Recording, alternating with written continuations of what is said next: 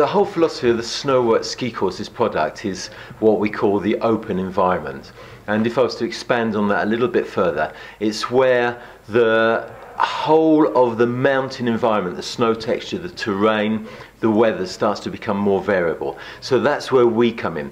People learn to ski in what we call a fairly closed environment, where the pistes are pisted, the snow texture is constant, the terrain is quite flat. But we get to this stage which is commonly called the Intermediate Plateau, where things start to change, and that level is normally around the difficult red run. So people can get to quite a good level up to easy red runs, and then we hit the Intermediate Plateau where things start to change, where the mountain indeed starts to become more open. Bumps start to appear, ice starts to form, snow starts to fall, and that's where Snoworks comes in. And what are the main sort of people that come on your courses? How would you describe the variety of people that come? Well, I think they can be split into three different categories. There's the people that want to improve. So at the lower end of our courses, we've got what we call adventurous intermediates that really have become frustrated that they haven't been able to find a way of moving further in their skiing. They've got stuck, like moguls or ice or steep terrain or fresh snow or bad visibility. So we've got the adventurous intermediates. That's where it starts. Frustration, not improving. So they find us. And then we've got other people that have hit a plateau further along their development, going into off-piste, coping with bumps when they're more demanding. So we have lots of people that have found us because they want to improve their skiing. So that's the first category. The second category is people that can't find other people of a similar level and similar aspirations as themselves. So they know coming on Snoworks, they're coming into a whole group of people where they're going to be able to ski with people with similar aspirations. And what about the different types of courses you offer? I mean, I know you do mogul clinics, you do carving clinics, you do all-terrain clinics. Well, what are the other ones you do? Run us through the courses you offer. Well, the main course is what we call the all-terrain. So that's where it all really kicks off. And the all-terrain is basically what it says. It's helping people to develop the skills to ski everywhere. So that comes from the adventurous intermediate level upwards. And the all-terrain will include bumps, some off-piste, coping with ice, narrow slopes, steeper terrain, bad visibility, basically anything where the terrain, the environment or the weather is becoming more variable. And then from there we can specialize. So people that particularly want to specialize in bumps can go on bumps courses.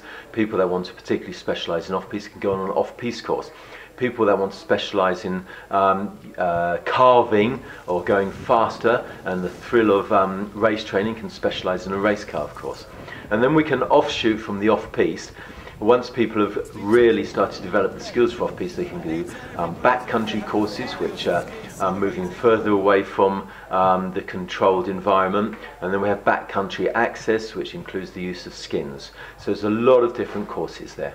And the race courses you run are particularly interesting for people. A lot of people going on those. What sort of things, obviously they're not going to become racers, but what can you learn from racing that you can then take into the other areas of your skiing? Well, the race carve course that we run for the general public, we run in the summer and the autumn, so it's not run during the winter. So the idea of this is to get more comfortable with skiing at higher speeds safely.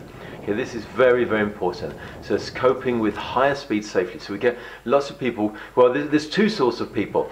There are the group of people that actually like the thrill and like the idea, like the adrenaline rush that they get from racing. So they will book on it because simply they like the idea of doing some race training.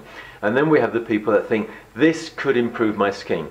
You know, a greater awareness of how to use the edges of your skis, working with the snow conditions, picking up speed, slowing down in a controlled fashion. So the idea of the race carve course is to help people learn to use the edges of their skis more competently when the winter comes.